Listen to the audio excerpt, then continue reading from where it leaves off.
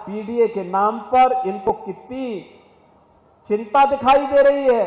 Samajwadi party की सरकार है, याद करिए, यह वही सरकार है।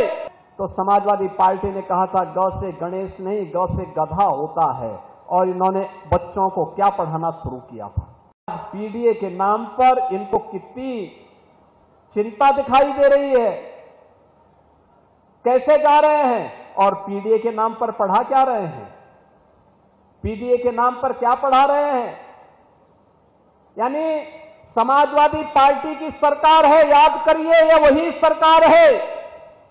जब इसकी सरकार के समय गौ से गणेश पढ़ाया गया था, पहले की बीजेपी की सरकार में, सर्वदेव कल्याण सिंह जी की सरकार में, तो समाजवादी पार्टी ने कहा था गौ से गणेश नहीं, गौ से गधा होता है, और इन्होंने बच्चों को क्या पढ़ाना शुरू किया था।